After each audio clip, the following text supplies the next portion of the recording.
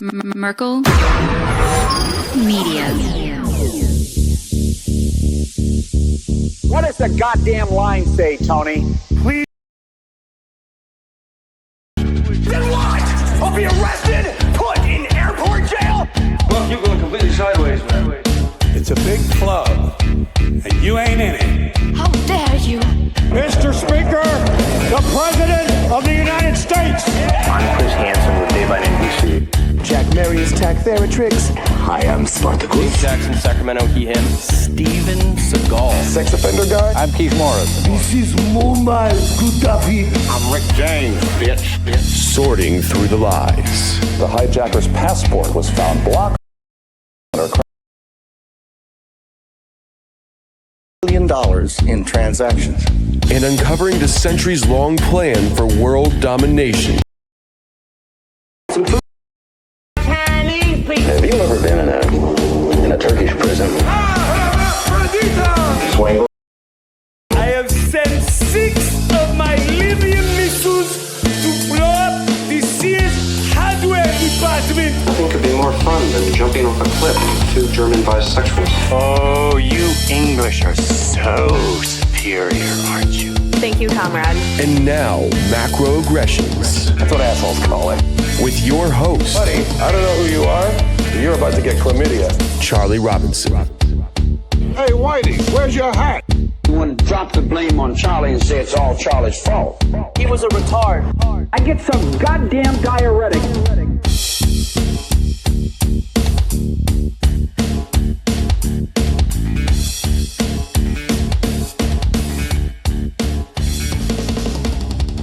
Welcome to Macroaggressions. I'm your host, Charlie Robinson. If you are watching us on Rockfin, Odyssey, Band.video, Vigilante.tv, or you're listening wherever podcasts are served, thanks a million. We appreciate it. We know you've got a lot of choices out there. So the fact that you decided to spend some time with me, I certainly do appreciate that. The website is theoctopusofglobalcontrol.com. You can connect with me through Twitter at Macroaggression. We'll see what happens with the bots over there on Twitter. Are they going away? Is Elon going to actually finish up this deal? We'll see. Either way, thanks to our sponsors. We love them. Chemical Free Body has been with us for a couple years now. That I take their products every single morning. I take Green 85. I went through the Detox in a Box package 90-day program. I'll tell you what, if you have never done that, you probably should at least check it out. See what you think about it, because it had a tremendous, visible impact on me. I thought I was, I didn't need to lose weight. I wasn't trying to lose weight. I accidentally lost quite a bit of weight, almost 10% of my body weight, which was crazy. Might have even been a bit too much, but that's what happened. I'm not saying you'll have the same results. I'm just saying that's what happened to me. It made my body a whole lot more efficient. It cleaned out all the junk that was in there. Like you get your oil changed in your car all the time. Maybe get your oil changed in your body. Maybe clear out all that garbage and make way for some better materials going in you. It had a tremendous impact on me. So I'll tell you what. Look, all I can do is this. Their products work. They work for me. I've been taking them for over 2 years. I can say that with 100% honesty. I would never lie to you about that. But I must say this, that the vitamin industry is filled with a bunch of scammy stuff. A lot of products don't work, it's hard to really measure or quantify if they're actually doing anything. But I found a company that actually makes good stuff. It's Chemical Free Body. Tim James has been on this program more than any other guest I've ever had. It's been Tim James, and he will be back because every time he comes in, he's got real easy steps for us to follow, things that you can do without putting out too much effort to clean up your body. And look, I think the theme of this show is to be proactive, not reactive, and taking care of your health. It's one of those things. If you're going to be the one in charge of it, it's going to be up to you. So if you're deciding, now is the time, I'm tired of being unhealthy, I'm tired of feeling this way, I want to feel better, then do this. Go to chemicalfreebody.com/macro. Take a look, see what you think. On your way out, use the promo code MACRO to save yourself some money. They have free shipping inside the United States. They have I think like a double your money back guarantee if you're unhappy with the products. Nobody's unhappy with their products because they actually work. People are so surprised that they actually work that they're not happy or not unhappy. So I've got a stack of their stuff in my bathroom. I take every single morning, all the pills that they've got, and then go upstairs and make myself a green 85 smoothie, which looks gross, to be honest, but tastes surprisingly good. So check it out for yourself. Promo code MACRO. Save yourself some money on the way out. Also, Solar Power Lifestyle. This is going to be a fitting one for the contents of this episode, I assure you. SolarPowerLifestyle.com is the website. They're a new sponsor. They're a small business, veteran-owned, family-owned business. We like that. They listen to the show. We obviously love that. They thought it would be a good fit that we partnered up. I agree. I think we all need to have backup options for our power. We get very comfortable with the turning on the light switch and the lights come on and, expecting our power to always be there. And hopefully it always is.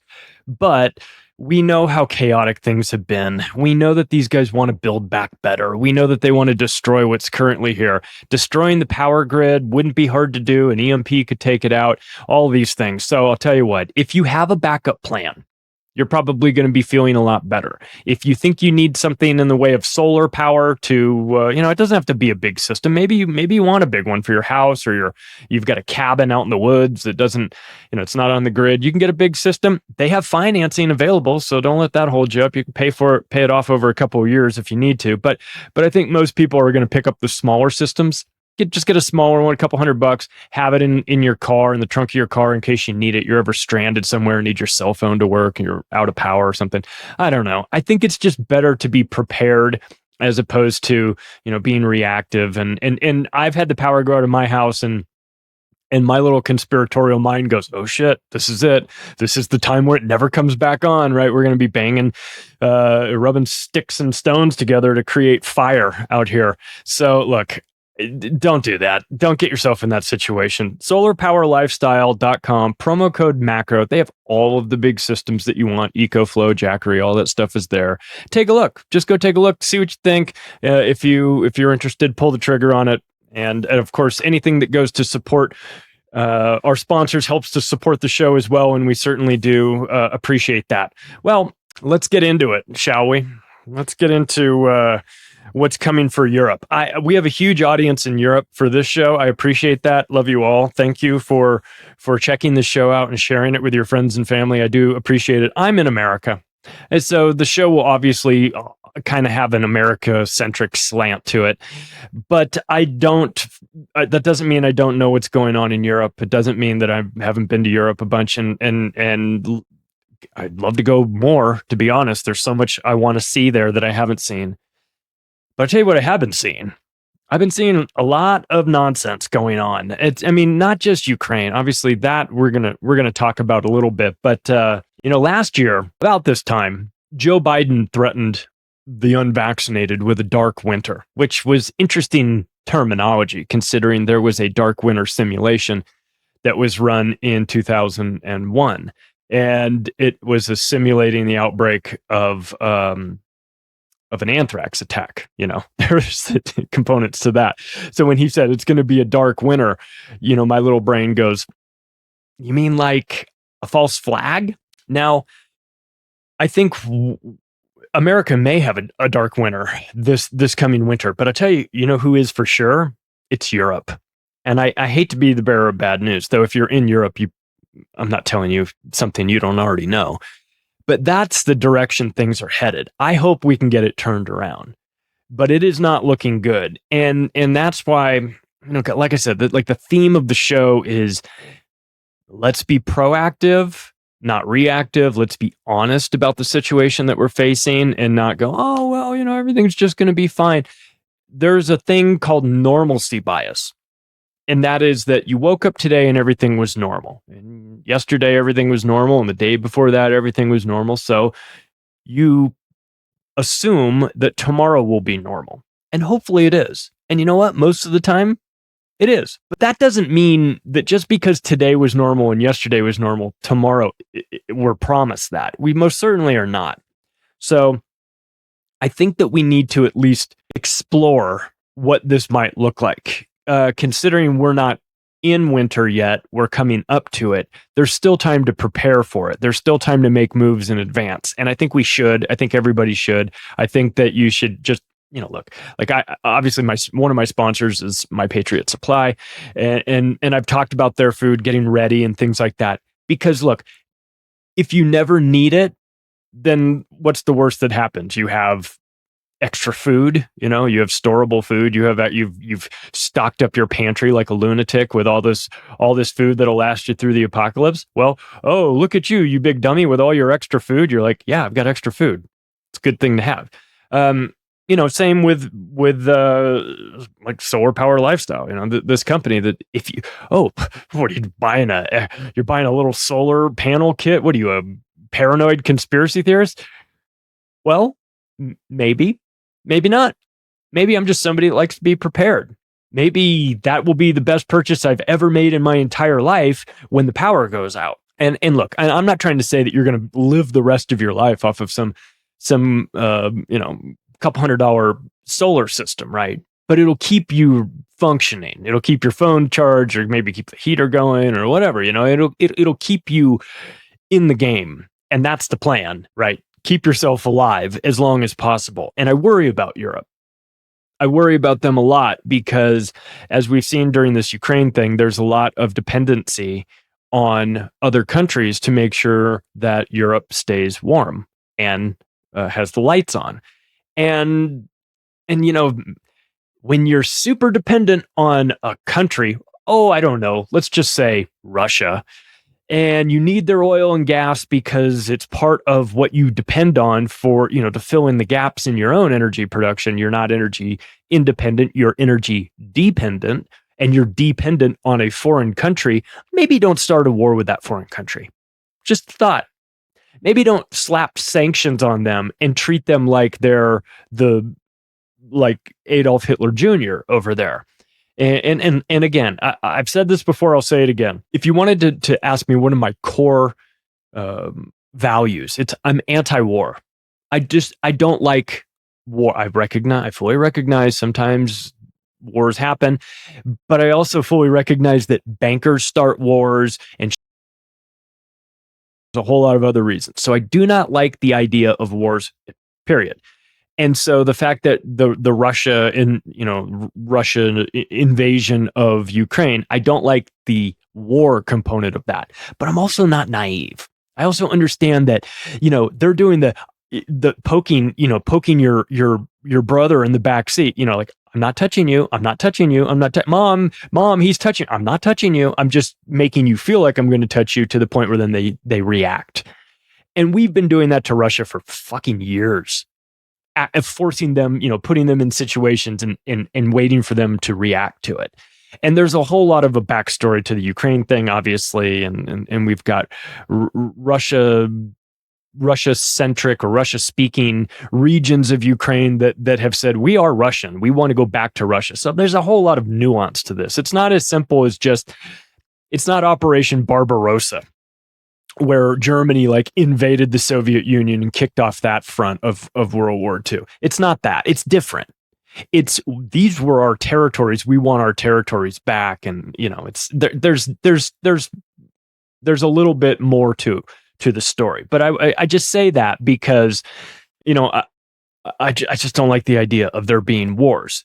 But I also fully recognize that this wasn't 100% Russia doing this. This was NATO, luring them, forcing them almost, creating situations where they had to respond. And then our response to Russia was, we're going to slap sanctions on you, and we're going to make everything infinitely more difficult for you.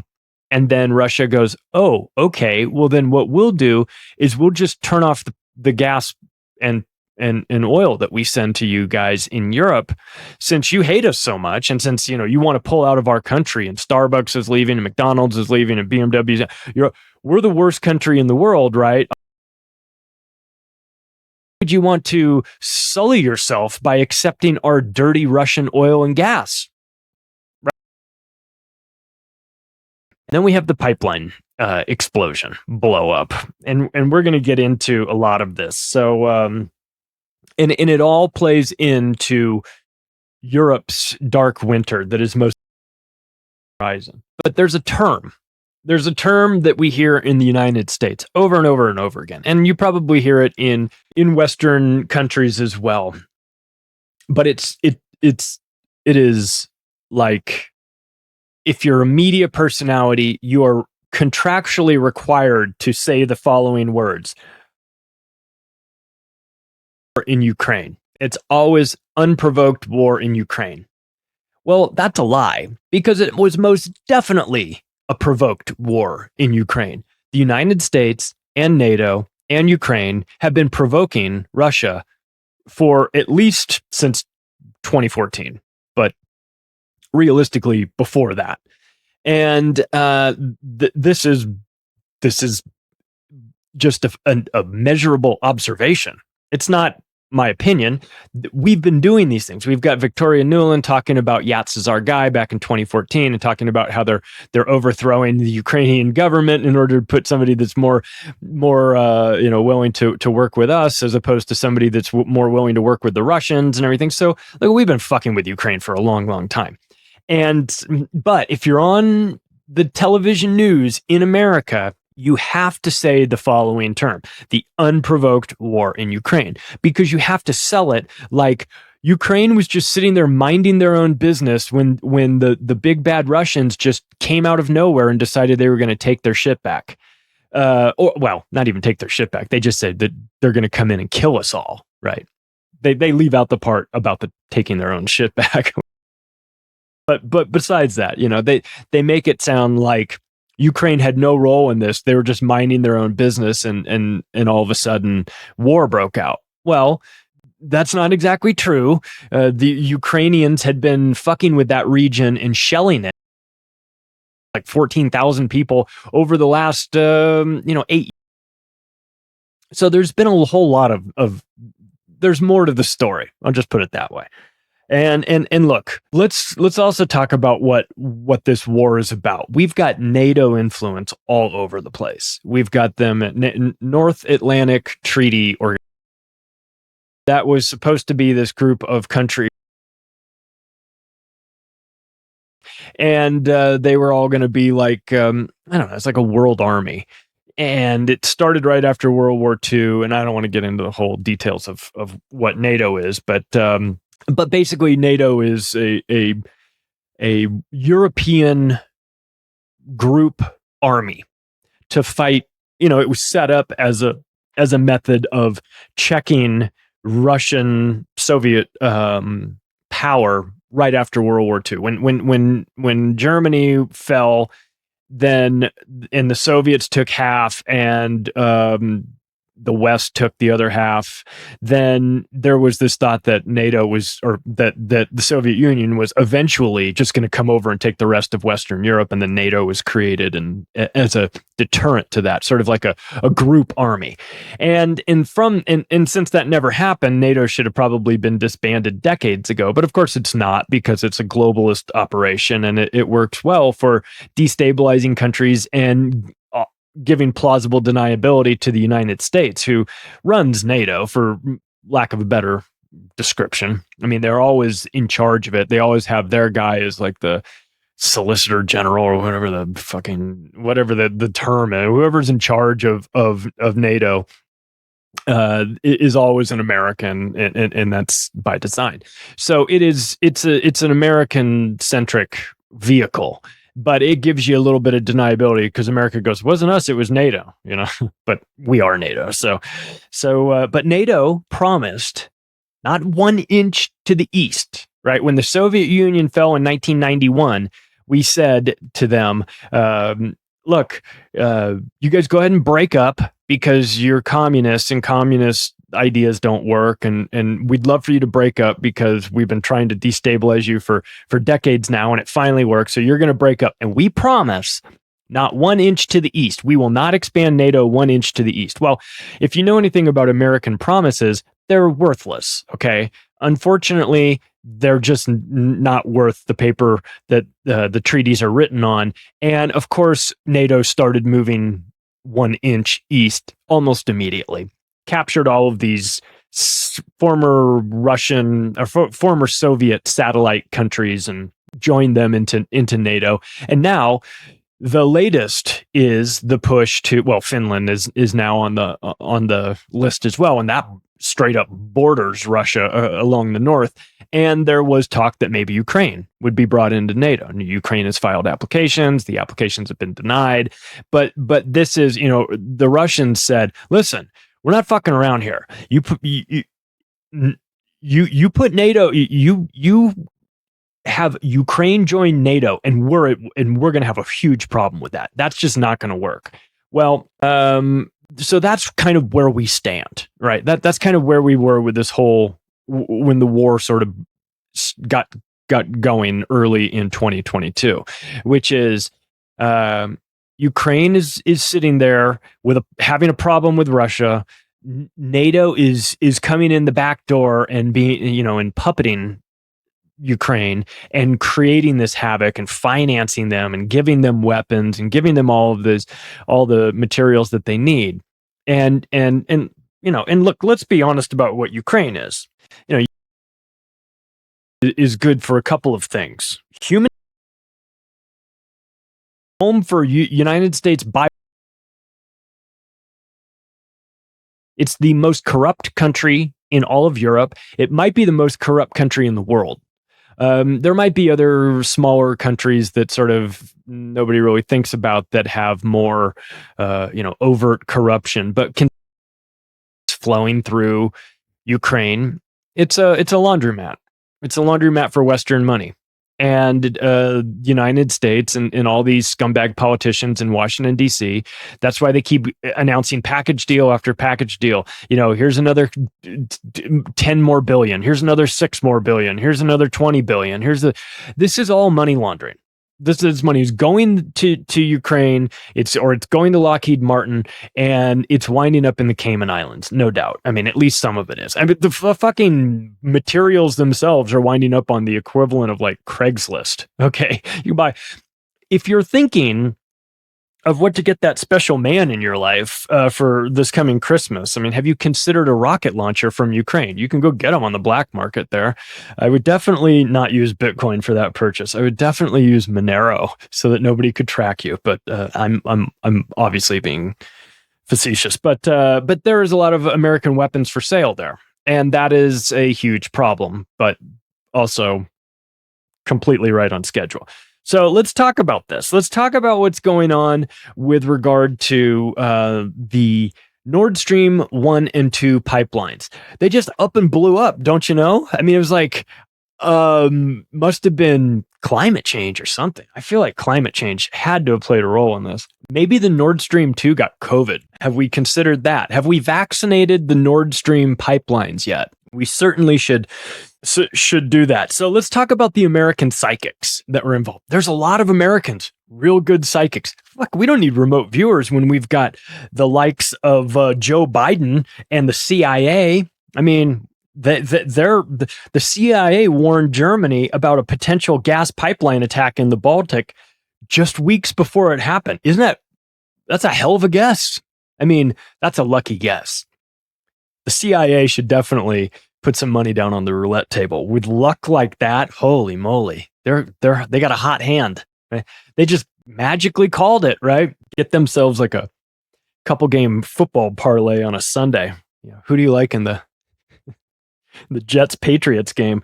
Joe Biden has given up the plan, though. Of course, because he's unhinged and not really in control of his words. But he said this on February 7th, 2022. This is before the official war broke out between Russia and Ukraine. He said this, and this is, pretty important.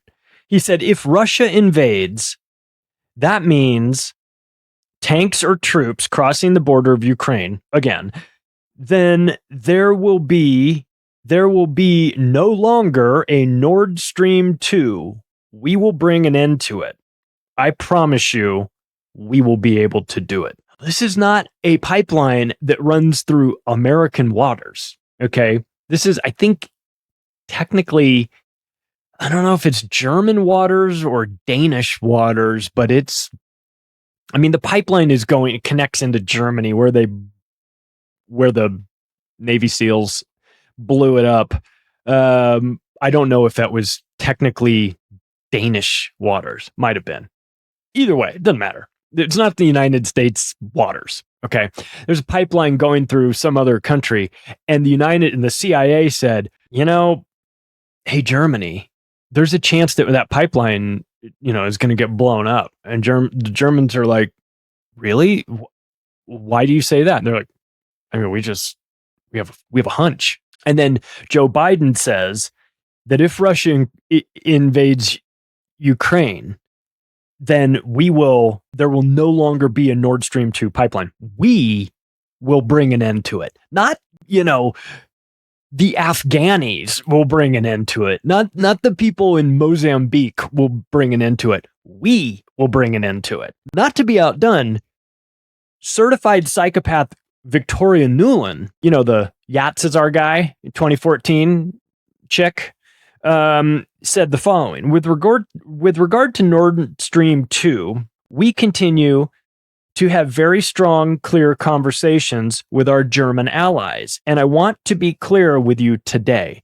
If Russia invades Ukraine, one way or another, Nord Stream 2 will not move forward. This is like you're at a birthday party. You're at a bar, all right? You're at a bar, and you get into a verbal argument with some guy at this bar.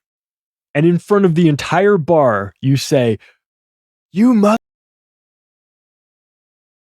know, and everybody in the bar hears it. I'll fucking kill you. And that guy leaves the bar. And then the next day, you hear, hey, do you know that guy got shot out in the parking lot? That dude who was the guy was yelling at said he was going to fucking kill him. That guy went out and got in his car and got shot in the parking lot and got killed. Let me ask you, out of everybody in the bar, who do you think you're going to bring in for questioning? Who's going to get dragged down to the police station? Is it Victoria Nuland and Joe Biden? Because in this scenario, that's the prime suspects. After all, you did say we will put an end to it. You did say it will not move, one way or another, Nord Stream 2 will not move forward. And then Nord Stream 2 just up and blows up. And then their response is Russia did it. Such a lie that is so insulting. I'm glad they said it. I'm glad they said Russia did it. I'm glad they said it, because it's such an obvious lie that you've got people that are like Jeffrey Sachs. You've got guys that are former military generals coming out and they're like, hey, let me ask you, what do you think about this pipeline bill? And they're like, America did it. And they're like, well, how do you say that, but where is your evidence for it? It's like, who had motive and opportunity? Why would the Russians blow up their own pipeline? They spent billions of dollars in many years. They've got one strategic advantage, which is they've got all this oil and gas, and they can make sure that they can manipulate who gets it and who doesn't get it. And they built this great pipeline that connects right into Germany, and they can send all that stuff there, or they can just turn it off at will, which they've been doing, right? They've been saying, well, we got to update these pipelines and all the materials that we need to really do a good maintenance job on this pipeline. We just can't get them because you guys put sanctions on us. So, we may or may not use these pipelines at full capacity. And then all of a sudden they just blow up. Very convenient. So let me ask you, why would the Russians do it to themselves? And I fully understand false flags, but this is an instance where false flag makes zero sense. So who's got the motive? It's not Russia. It's certainly not Germany. Maybe Poland has a little bit of a motive, because one of their head politician guys came out on Twitter and was like, thank you, USA, after it happened. And everyone's like, oh shit, what does this guy know? Well, obviously this guy knows what's going on. And to be fair, Poland hates both Germany and Russia. They've been getting double teamed by these countries since World War I. But World War II was nobody got more obliterated than the two cities that got more obliterated, well, I guess maybe besides Nagasaki and Hiroshima, were Manila in the Philippines and Warsaw in Poland. Poland was just destroyed because the Germans took them out from one end and the Russians took them out from the other ends, and then the Russians came across Poland to finish off Germany and everything. So Poland's got no love for either of these two, you know. So when they see that the US blew this up, they're like, nice. You know. So Poland definitely has a motive, but I don't think they did it.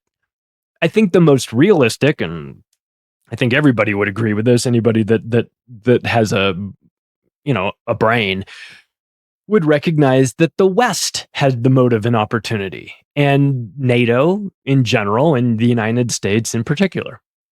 And I think what happened was that the United States sent a SEAL dive team down there and blew that fucking pipeline to pieces. And I'm not alone in that belief, okay? But Anthony Blinken, the embarrassing Secretary of Defense, came out and called this a tremendous opportunity to remove dependence on Russian energy. But fuck the people. People, right, Tony? Who cares about the people? It's a tremendous opportunity to remove the dependence on Russian energy. You know, the Russian energy that everybody in Western Europe depends on to stay alive this winter? Fuck them. Who cares? Let them starve to death and die and freeze. Who cares? It's a tremendous opportunity to get us. What, Tony? What are we replacing it with? Wind farms? Magic fairy dust? Unicorn farts? What is the plan? Because you don't have a backup plan. Yes, you're no longer dependent on Russian energy. That's not the win that you think it is.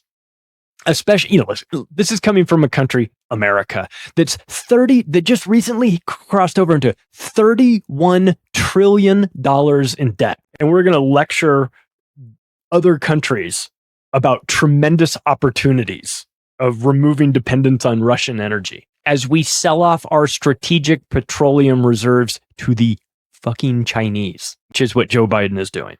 We are run by morons. That is just a fact. So what does this mean? Well, blowing up that pipeline is an act of war. It will take every ounce of restraint for Putin to not just start annihilating places. But I think he's pretty strategic. He seems to be a less reactive, more, strategic thinker. More so than the West, more so than Anthony Blinken and Joe Biden. Anthony Blinken can't even get the Chinese to sit down and take him seriously. He's a clown, whose family has ties to the Maxwells, by the way. But, you know how that works. It's just funny. So look, this weaponizing energy, like NATO is doing here, it goes both ways. You want to do that. Russia has the ability to say, we will never sell you another ruble's worth of energy for what you've done to us. Now, would that hurt Russia? Sure, absolutely. Be cutting off their biggest customer, one of their biggest customers, probably their biggest customer would be Europe. Certainly wouldn't be good for business. But would it take Europe down to their knees?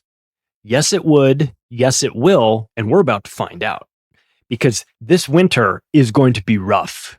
Because it's one thing if NATO and America had planned this out for 7 years and they had all the backups going on. They said, well, we've got Saudi Arabia, they're going to build this and we're doing this and everything. There's a new pipeline that's connecting up. And that's the answer to it. I mean, there really is a new pipeline that just got activated the day before the Nord Stream 2 blew up. I know. A tremendous coincidence again. But that new pipeline got activated the day before. But that's not enough. That's not going to be enough to handle all of this. And they don't have a plan. Western Europe is in trouble. Now you've got countries like Spain and Portugal. They get a lot of their oil from Algeria, North Africa. So they're not as dependent. They're not in this crunch. I mean, they've got they're in NATO, of course, but they're not bound by this. The Russian import of gas or getting cut off doesn't affect them because they get their gas elsewhere. So they're going to be okay. you might want to be in Spain and Portugal this winter if you're in Europe now and you're looking for a place to escape. They're going to come out of this probably okay. But the rest, no, this is a problem. So you have to ask cui bono, right? Who benefits? Who benefits from all this? Well, the United States is now selling liquefied natural gas, LNG, to Germany and Europe. You know, the countries that are dependent now on somebody else for their energy needs. They were dependent on Russia, and that went away. And now they're dependent on us. Now you are forced to make a deal with the devil being the United States, of course. And we have already started to see that. The ships are starting to set sail, and they're saying that the pricing that the ships are charging for this LNG is the most expensive they've ever chartered for these ships. And you see these ships, they've got like big domes, big gigantic cargo ships, but they've got these big, like 4 big humps on them, like domes. And those are the LNG ships that are going off. And of course, you know, not to be outdone, the insider trading in Washington, D.C. was rampant because a bunch of people that were working in Congress started buying shares in the company that has the ships that transport LNG, you know, right before the pipeline blew up. But I'm sure, again, that's another coincidence. I mean, they would never inside trade on information like that, right? But look, the European Union has instituted eight different sanction packages on Russia now. 8 of them. Again, I want you to think about this. You know you're dependent on a foreign adversary for oil. You know that you are. Okay. You're then going to get into a skirmish with them where it doesn't necessarily, I mean, you're not in a hot war yourself with them, but you are going to agree to sanction them. And then knowing full well that the sanctions are a two-way street, right? You say, we're going to pull all of our stuff out and we're not going to buy anything Russian and we're not going to sell you any of our Western stuff. And we're going to punish Russia by doing that. And Russia goes, okay, well, we're not going to sell you any of our Russian stuff, which includes fertilizer, oil, natural gas, uranium, you know, all the things that you need for your Green New Deal and all that shit. Oh, and by the way, we're going to partner up with China, and China is going to partner up with Saudi Arabia, and they're all going to do their deals for oil there, and we'll just work with those people. You know, we're still selling our stuff to India. We're going to be fine. Russia's going to be fine. Russia's going to be more than fine because Russia's going to bring Europe to their knees. And again, I don't like any of this. I don't want any of this stuff to happen. But what do you expect? The EU froze, then stole Russia's foreign exchange reserves. So, you know, besides being awful people, they're also just common thieves. They just stole all their money. So we're acting like the worst people in the world while simultaneously saying Russia's the problem. Okay, well, maybe they are, maybe they aren't. So what is the play, though, for Germany? What's Germany going to do? Germany's super fucked, okay? And they're in a trap. They're in a trap of their own doing, right? They've cut off Russian gas. We had made the decision, or Germany had made the decision to sanction Russia, and Russia cut off that gas. Now the pipeline, even if they had changed their minds, that pipeline's blown up. So there's no going back. That proverbial bridge has been burned, but in this case, it was a pipeline. The pipeline's been burned. So even if Russia and Germany came together on friendly terms, there's still a problem there. Now, I had a thought before the pipeline blew up. And I'm wondering if I was right about this thought. And I want to be crystal clear. I'm speculating on this. This is not a true thing. This is just what I was thinking. I was thinking that if I were Russia in this situation, and I really wanted to create chaos with these NATO countries, and I've just decided, well, I'm not going to sell them any gas because they're sanctioning us, so why would I sell them any gas? I'm going to hit them where it hurts. I'm going to turn off the gas and watch them squirm. Then what I would do, if I were Russia, if I were Putin, I would then pick one country. out of all of NATO, I'd pick one country and I would approach them, the most desperate country. I would approach them and say, looks like you're in a real bind. And it looks like you need our gas very badly. And it looks like you've been roped into this whole NATO thing to vote against your own best interest by sanctioning us. But I'll tell you what, one desperate country, I'm going to make a deal with you because we're nice. I'm going to sell you gas. I know you've sanctioned us and we've turned off the pipeline and everything, but I'm going to make a special exception for you because you're a desperate country. I'm going to sell you gas. I'm going to sell you all the gas you want. In fact, I won't even gouge you. I'll sell it to you at market rate. But here's the deal.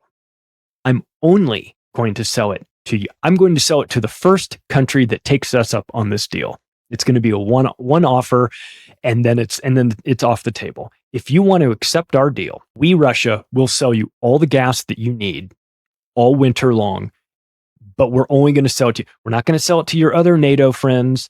We're not going to sell it to any your neighboring countries, and you can't exchange. We're only going to sell you amount that you need to keep your country afloat. I would do that if I were Russia in order to drive a wedge in between NATO and get all of the other countries. That one country would make it through the dark winter, be supplying them with what they needed. Their industry would their people wouldn't freeze to death. The people would be grateful for this. The people in that poor country would be grateful for this. And in the NATO countries wouldn't know what to do. They would turn on them. There would be massive internal conflict. That's what I would do if I were Russia. And I had that thought, like, if I really wanted, because the point is to cripple NATO. And the best thing you can do is get them fighting with each other and get them thinking that there's a weak. And so I identified the weak country as Germany. Germany would be the country. Russia would go to Germany and say, you guys are fucked this winter. BMW shuts down. Schlumberger steel shuts down. We already know that that they've closed tons of industries there. So what are we going to do? We cut you a deal. I mean, everyone in all the other NATO countries will hate you, but we'll cut you a deal. Germany was the country I identified as being the most vulnerable and the most likely to break away. And almost like 2 days after I had this scenario in my head, the pipelines blew up. And then I start to read that Germany was having second thoughts about this whole embargo thing with Russia. And I went, holy shit, okay, I might actually have been onto something. And I think that the United States knew that Germany was about to do a deal like that with Russia. And they blew up that pipeline to make sure they would never have the option to force Germany to stay in NATO, to force them into this thing, collective suicide pact. That's what I think. And again, like I said earlier, I'm speculating. It's just a thought. But if you think strategically about this stuff, Russia doesn't necessarily need the money. Driving a wedge between NATO is worth more than money to them. It creates chaos. Then you get everybody hating on that country. And if it's Germany's already kind of viewed as a threat to the West because Germany just keeps always building itself back up and getting a little bit too powerful, and they need to be taken down a peg in the minds of the psychopaths in Washington, D.C. In what better way? Now they don't have that option. So I thought about that. I thought about maybe they were blown up to box Germany in so they couldn't bail out of the Ukraine thing. Germany was making noise and they're not really interested into this Ukraine thing. They don't give a shit. They don't want to send more money. They don't want to send more weapons. They've got their own problems, rightly so. And now the sanctions have created that you've got Germans out in the forest looking for wood, for wood burning stoves to keep themselves alive. This is going to be a problem. And of course, German politicians would know if this is what winds up happening, they're going to come for us. Like we'll be hanging from lampposts pretty soon. And so they've got to do something.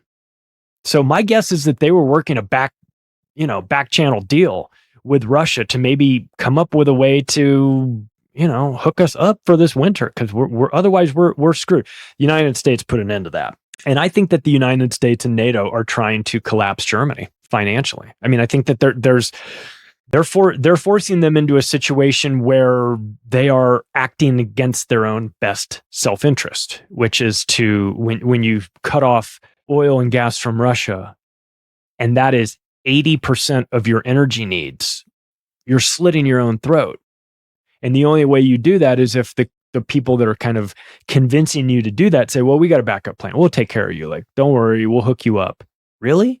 Do they though? Are they going to hook you up, Germany? Is the United States and NATO really going to be there and be your best friend? Because they kind of would like to see you fall.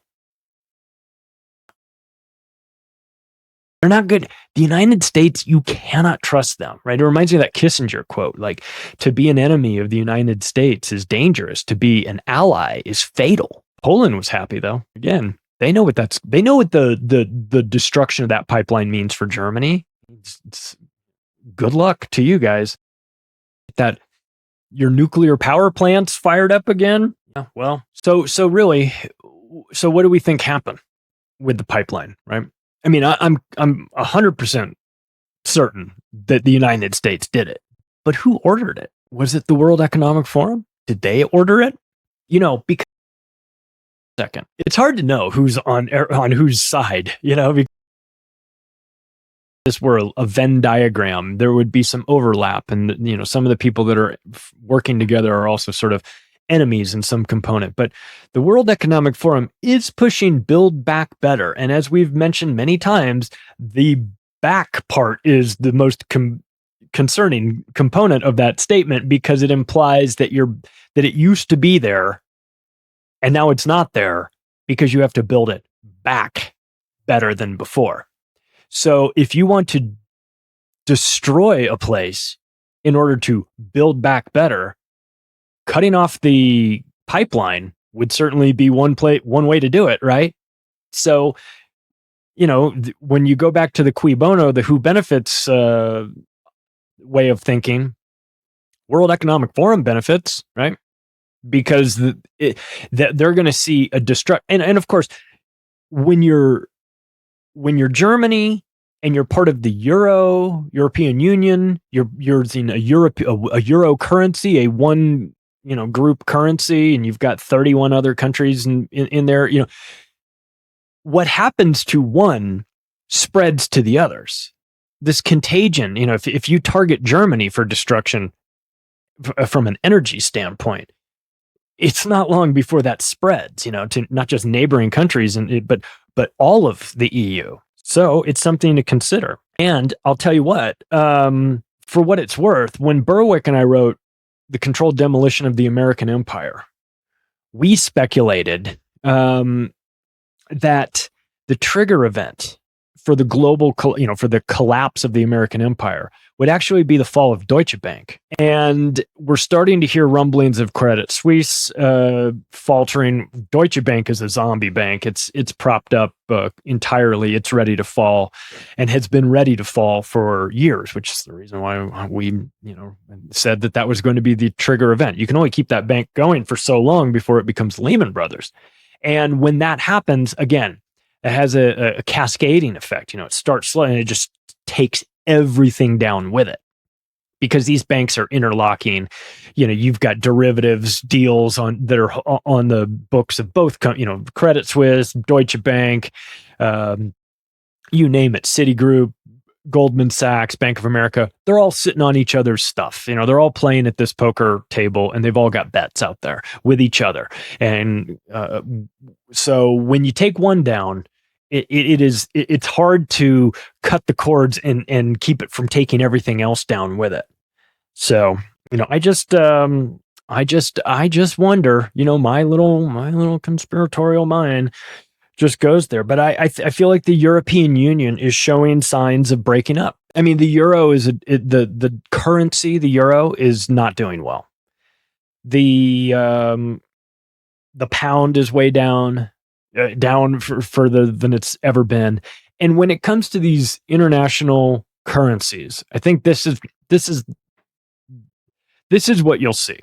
If I had to speculate, you'll see the dollar strengthen temporarily in comparison to all the other currencies, where all the other currencies get taken out first. So the euro is slated for destruction. The pound is not doing well. The Bank of England is a mess. And first of all, I hate banks, obviously. I'd be happy if they all went away, except that the human cost to that is catastrophic, and I don't like that. But if there was some way to magically make the human cost negligible, then I would be in favor of all the banks going under. But in reality, that's going to hurt people, and I don't want to hurt people. So, and I don't know how you gently unwind the banks. It's like unwinding a brain aneurysm. You very slowly, and one wrong move, and the patient's dead. So we have to be very careful with cheering on the collapse of these banks and these currencies, because theoretically, I'd love for them all to collapse, but practically, I don't like the ramifications of what that means for humanity and society. So I think it's something that we all need to keep an eye on. But you're going to see banks collapse, and it might be Credit Suisse first. Berwick and I might be off. We might be wrong. Deutsche Bank second. I don't know, but it's going to happen. They're insolvent. They're not doing well, which is crazy, because like the easiest way in the world to make money is to own a bank. So the fact that these banks always seem to be bankrupt is kind of funny in a sense, because they've got a money making machine, and yet they always seem to fuck it up. Well, because of course the wrong people are in charge. So we've got fuel prices spiking, and will continue to spike. We've got the value of the currency dropping and continuing to drop. We've got governments doing the only thing they know how to do, which is throwing stupid amounts of money at problems that they're never going to fix because they're systemic. It's not something that a few $1 billion is going to fix. This is a banking system that is a house of cards waiting to come down. And the irony is going to be that what triggers this was the punishment that the West put on Russia is going to come home to be the thing that takes the West down. So the Western European countries have tried over the summers to fill their strategic petroleum reserves, but they'd never got them filled. So that's a problem. But the people are paying attention. The people are out in the streets. The people are angry. And if you think it was, during the summer, you saw a lot of protests out there, wait until people are starting to freeze to death. Wait until the supply chain has seized up and nobody can get food. Wait until that happens. And it's already starting to spill out into the streets. We have in Netherlands recently we've had farmers forced to reduce their fertilizer consumption and usage by 50% by 2030. What a surprise. They took to the streets and said, we're done with that. Took their manure spreaders, filled them up with horse shit, and then pumped them into or all along the sides of government buildings, which is fantastic. I like the Dutch. The Dutch are awesome. They're not fucking around. They legalized weed, they legalized mushrooms, and they are not afraid to spray shit all over the buildings of government officials. God bless the Dutch, right? But they're also being told that according to this 2030 program, that not only are they going to need to reduce their fertilizer usage by 50%, they're going to need to cull their livestock by 50%, if not more, because, cow farts. So the Dutch aren't having it. They're out in the streets. They're pissed off about that. That's Build Back Better, in case you didn't figure that out. That the strategy is make it impossible for farmers to continue farming when you reduce their usage of fertilizer by half. Make it so that their stock of, their livestock, make it so that, it's like going to a company and saying, we're going to make it so that you can only do half as many sales, and your inventory, we have to cut your inventory by 50%. And you're like, well, then I might as well go out of business. Okay, well, if you're going out of business, then we'll buy your business from you for super cheap, we, the government. And that's what's going on. The farmers are going, well, we can't farm with this. I mean, we're just going to go out of business. And then the government's saying, well, we'll buy your land. And they're like, oh, fuck you. I'd rather light it on fire than sell it to you guys. So that's the plan. Destroy them with ridiculous government regulations that are being forced upon them by Klaus Schwab and the Build Back Better crew to reduce this under the guise of saving humanity from climate change. Oh, the horse shit. And then buying these farms once they collapse and become, foreclosed on, just taking them over or buying them for pennies on the dollar. That's the plan. That's always the plan. That's the Confessions of an Economic Hitman, John Perkins plan. They're always talking about this. We've got tens of thousands of protesters turning out in Prague, in Czech Republic, against the global elite. When you look up, what are they protesting against? It's like, they're protesting against the global elite. And you're like, could you be more specific? They're like, we're keeping it vague. Protesting against the global elite covers quite a bit of ground. That's a reasonable thing to be protesting. We've got nationwide strikes in Paris over inflation and energy prices. And of course, we know that the Parisians know how to party with their yellow vests and everything. So it won't be long before they have all their farm equipment clogging up the streets and creating that sort of chaos. We've got cost of living protests in the UK, people out there burning their power bills. We've got Italy burning their power bills and protesting. Sri Lankans just straight up took over their prime minister is like seen like with dragging suitcases, trying to get himself to a military plane and get the fuck out of there while they take over his palace. I don't know if you saw the Sri Lankan protest that took over the prime minister's palace, and he's got like this really nice pool, and there's like 1,000 Sri Lankans like in the pool, and there's a guy like up on the railing, like up on the second floor, doing backflips into the pool, and then a bunch of people in his living room on watching his big screen TV. They're watching the riots happening in their city in his living room on his big screen TV. I love it. Of course, unfortunately, and not surprisingly, they replaced that guy with a new prime minister who is a World Economic Forum young global leader. So I hate to be the bearer of bad news to everybody in Colombo, Sri Lanka, but this is not going to get any better because you have now replaced that guy with a worse person who's going to create even more energy and fuel shortages in your country. Damn shame too. And since we're on Central Asia, let's talk about Bangladesh. They recently had the power to the entire country. The entire country of Bangladesh is without electricity. That's like 130 plus million people. No electricity in Bangladesh, which is hotter than fuck. Okay.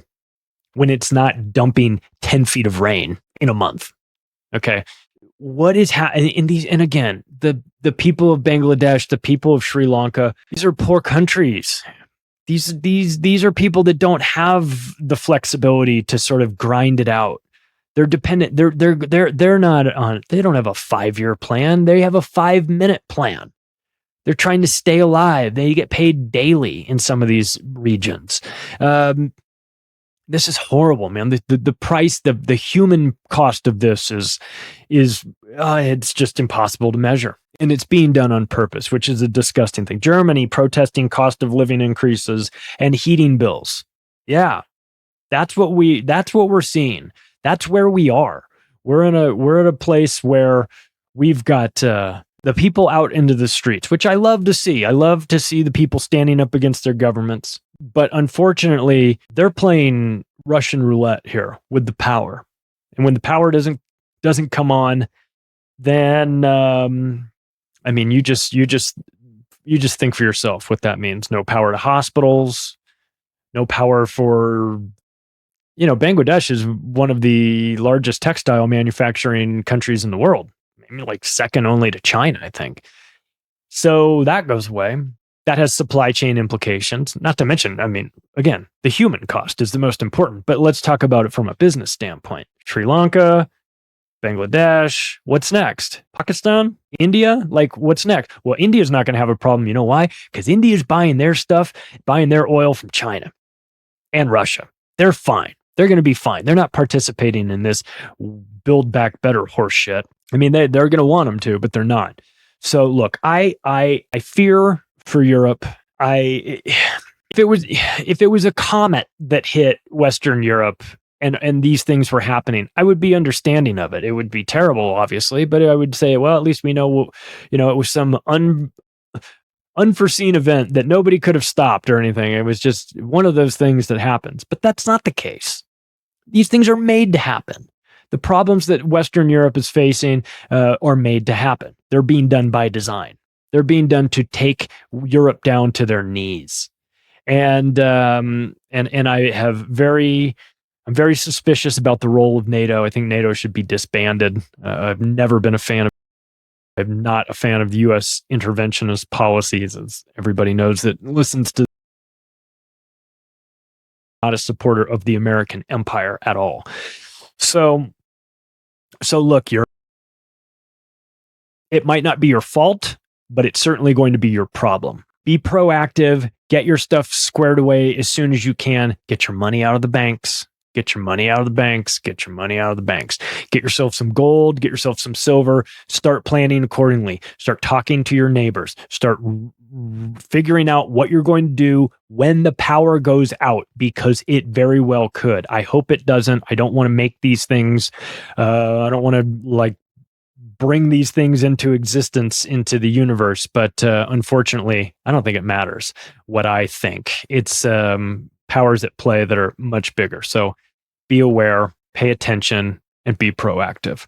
Hey, if you like this episode, you can take the additional step right now of sharing it with your friends and family. That's how this show has grown the way it has. I appreciate it so much. Thank you. If you want to connect with me, the website, theoctopusofglobalcontrol.com. I will talk to you all soon.